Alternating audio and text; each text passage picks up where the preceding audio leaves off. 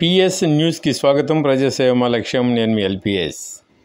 పల్నాడు జిల్లా పెదకూరపాడు నియోజకవర్గం మండల కేంద్రం క్రోసూరులోని వ్యవసాయ మార్కెట్ యార్డులో జరిగిన అన్నదాత సుఖీభవ కార్యక్రమంలో పాల్గొన్న పెదకూరపాడు నియోజకవర్గ శాసనసభ్యులు భాష్యం ప్రవీణ్. ఈ సందర్భంగా ఆయన మాట్లాడుతూ రాష్ట్ర ప్రభుత్వం అందిస్తున్న 5,000 రూపాయలు, కేంద్ర ప్రభుత్వం అందిస్తున్న 2,000 రూపాయలను, మొత్తం 7,000 రూపాయలను లబ్ధిదారులైన రైతులకు అందజేస్తున్నట్లు ఆయన పేర్కొన్నారు.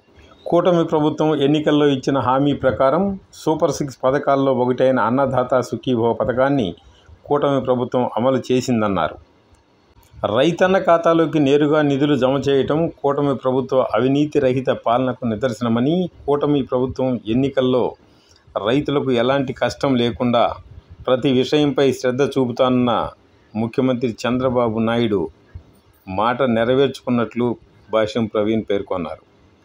రైతుల సంక్షేమం కోసం అనేక పథకాలను కూటమి ప్రభుత్వం అమలు చేస్తుందని, రైతుల నుంచి వచ్చిన ప్రతి సమస్యపై తక్షణమే స్పందించి వాటి పరిష్కారానికి కృషి చేసి వారికి అండగా ఉంటానని ఎమ్మెల్యే పేర్కొన్నారు.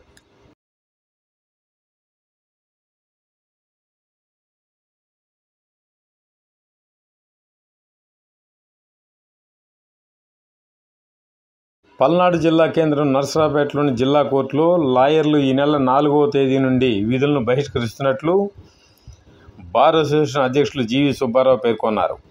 న్యాయవాదుల పట్ల ఇద్దరు జడ్జీల ప్రవర్తన తీవ్ర అభ్యంతరకరంగా ఉందని, 13వ అదనపు జిల్లా జడ్జి, అదనపు సీనియర్ సివిల్ జడ్జి ఇరువురిని బదిలీ చేయాలని వారు విధుల నుంచి బహిష్కరణను పేర్కొన్నట్లు తెలిపారు.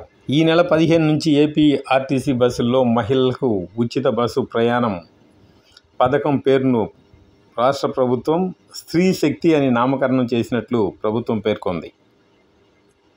తిరుపతి జిల్లా వ్యాప్తంగా ప్రింట్ అండ్ ఎలక్ట్రానిక్ మీడియా ప్రతినిధుల అభ్యర్థన మేరకు జిల్లా ఎస్పీ వి హర్షవర్ధన్ రాజు ప్రెస్ స్టిక్కర్లు ప్రింట్ అండ్ ఎలక్ట్రానిక్ మీడియా మిత్రులకు ఇవ్వటం జరిగింది.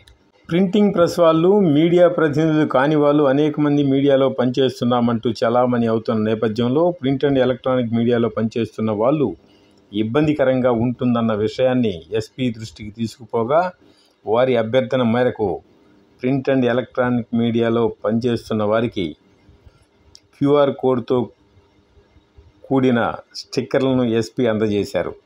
స్టిక్కర్ పైన ఉన్న క్యూఆర్ కోడ్ను స్కాన్ చేస్తే వారి పేరు, వారు పనిచేస్తున్న సంస్థ పేరు, డిజిగ్నేషన్ తదితర వివరాలు వస్తాయని తెలిపారు.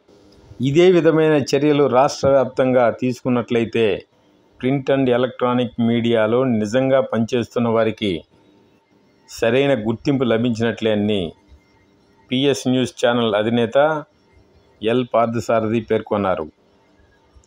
తిరుపతి ఎస్పీకి ఆయన కృతజ్ఞతలు తెలియజేశారు.